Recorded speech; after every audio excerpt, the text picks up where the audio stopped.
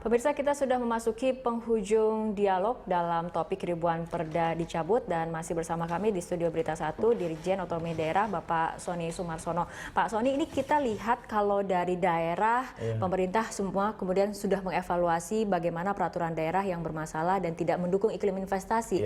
Nah, ini dari segi aturan di atasnya, kementerian lembaga, apakah kemudian juga akan ditertibkan agar tidak lagi timbul nanti perda-perda bermasalah? Ya. Dalam sistem perundang-undangan, ini perda itu hanya sebuah subsistem dalam sebuah sistem yang besar. Karena itu timbulnya masalah perda juga bukan karena perdanya itu sendiri, terkadang disebabkan oleh peraturan di atasnya itu juga ada. Oleh karena itu, pembatalan perda ini peraturan ini tidak hanya di perda, tapi juga peraturan perundang-undangan di nasional.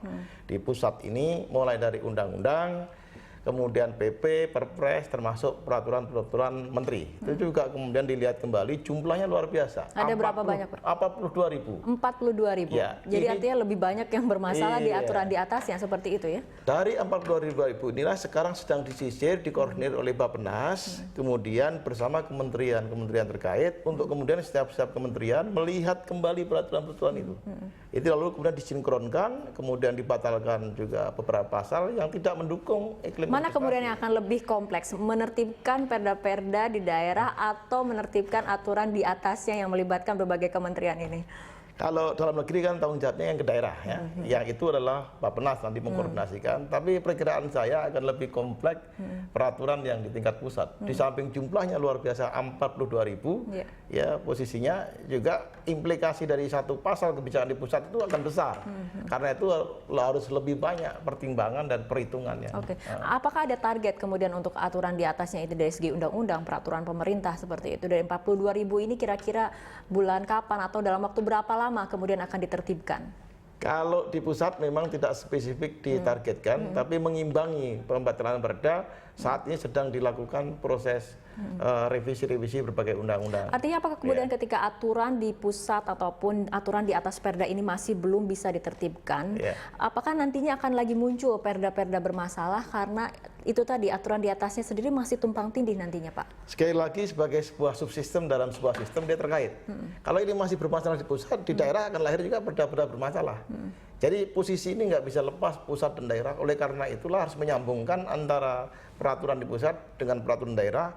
Ini harus selalu koordinasi dan kami dengan Bappenas sudah berkoordinasi terkait dengan hal ini. Jadi mudah-mudahan ini bisa terus disinkronkan. Walaupun tidak menutup kemungkinan setelah kita sinkronisasi masih ketemu lalu masalah-masalah. Dan ini secara kontinu akan terus kita sisir itu semuanya. Dan ini dalam konsep otonomi daerah kan setiap daerah ini memiliki kreasi kebijakan yang berbeda dari satu daerah ke daerah lainnya seperti itu. Ini dari Kemendagri sendiri mendorong kepala daerah, setiap daerah untuk melakukan inovasi, dan inovasi itu seperti apa, Pak? Jadi ini kalau makna hakikat dari otonomi daerah justru mendorong setiap daerah itu berbeda, tidak harus seragam. Kalau seragam ya gagal itu otonomi daerah. Silahkan bervariasi karena potensi dan permasalahan daerah serta kebutuhannya berbeda. Nah, itulah sebenarnya kreasi kepemimpinan di daerah menjadi sangat penting. Kreasi di daerah tetap dalam sebuah koridor mendorong pertumbuhan ekonomi regional di daerah itu, meningkatkan PAD maupun mendukung iklim investasi nasional. Di dalam konteks ini dia harus berkreasi dengan tapi berbagai selama ini cara. kan perda dibuat tanpa harus adanya koordinasi dengan Kemendagri sebetulnya kan seperti itu? Tergantung, perda kabupaten kota tidak, tapi perda provinsi harus. Karena setelah perda disusun oleh kabupaten kota, itu harus disampaikan kepada provinsi untuk mendapatkan evaluasi. Dan sebaliknya perda provinsi disampaikan ke Kemendagri untuk dapat evaluasi. Nah, kemudian ketika melihat perda-perda bermasalah ini terlepas dari aturan di atas yang kemudian masih kompleks seperti itu dan tumpang tindih, apakah kemudian nantinya ada sistem yang berubah, artinya semua perda baik di tingkat kabupaten, provinsi nantinya harus koordinasi langsung dengan Kemendagri? Sistemnya dengan pakai e-perda, e-fasilitasi, itu secara jelas ada kemungkinan perubahan, tidak hanya melihat jenjang, namanya bahasa elektronik itu dari provinsi, pusat bisa juga mengakses langsung kabupaten kota, dan kabupaten kota diberikan juga akses untuk kemudian bertanya, berinteraksi, konsultasi kepada pemerintah pusat. Hanya secara formal, ketika pembatalan terjadi, tetap didorong ke kapasitas provinsi, gubernur untuk membatalkannya. Kecuali gubernur tidak sanggup karena alasan tertentu, mereka bisa minta Mendagri Mendagri untuk membatalkan perda kabupaten kota. Oke, ini nanti langkah dari pemerintah sendiri agar kemudian ke depannya tidak ada lagi peraturan daerah yang bermasalah, tidak ada lagi peraturan daerah yang dibatalkan, tidak ada lagi misalnya peraturan daerah yang nantinya next adalah mengenai yang diskriminasi seperti itu ya Pak ya. Ini bagaimana Pak? Ada 3 langkah. Yang pertama, kita akan tingkatkan 2 kali lipat ya intensitas peningkatan kemampuan perancang undang-undang perancang peraturan perda. Kita sudah bekerjasama dengan Kementerian Kumham untuk ini ya, karena mungkin to some extent kapasitas itu juga pengaruh sekali timnya itu. Yang kedua, kita akan fasilitasi terus didampingi melalui perda ini, monitor seluruh kabupaten kota maupun provinsi terkait dengan perda ini. Yang ketiga, kita harus mendorong forum yang selama ini kurang intensif dan akan lebih intensifkan antara perda dengan peraturan nasional ini. Ini harus nyambung, bahwa penyusunan perda bukan hanya tanggung jawab dalam negeri. Dari kementerian-kementerian KL terkait juga harus ikut memberikan bimbingan teknis dan memberikan informasi. Sinkronisasi ini yang selama ini memang agak kurang dan ke depan harus kita isi celahin. Apakah akan melakukan evaluasi berkala? Kalau tadi Pak Sony katakan selama ini kan tidak ada yang namanya evaluasi dan juga pemantauan mengenai perda-perda yang ada di setiap daerah seperti itu.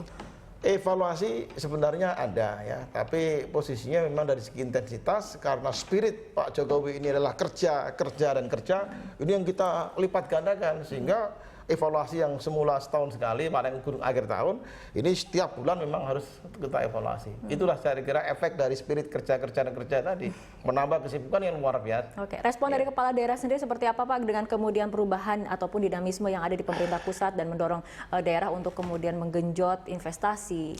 Kalau respon yang paling besar adalah respon pengusaha. Banyak sekali respon yang positif, 90% itu memberikan dukungan penuh tentang gebrakan-gebrakan ini.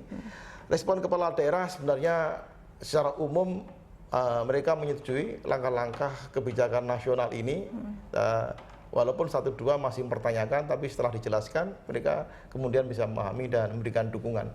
Yang jelas dukungannya tidak akan lebih besar daripada pengusaha, responnya yang sangat antusias sekali. Nah, perda masih mempertanyakan implikasinya nanti dengan PAD saya bagaimana, antara lain seperti itu. Nah, ini kemudian dijawab pemerintah seperti apa? Kemudian untuk meyakinkan bahwa PAD di setiap daerah bukan akan berkurang, justru ini akan kemudian meningkatkan iklim investasi. Sekarang sederhana saja, ada 10 perusahaan mau investasi di sebuah kabupaten X. Setelah melihat prosesnya panjang 12 langkah, berbelit-belit, 12 itu batal gitu. Bayangkan kalau ini lebih sederhana, kemudian 12 semua jadi investasi. Berapa implikasi pada tenaga kerja dan multiplier efek ekonomi di daerah itu.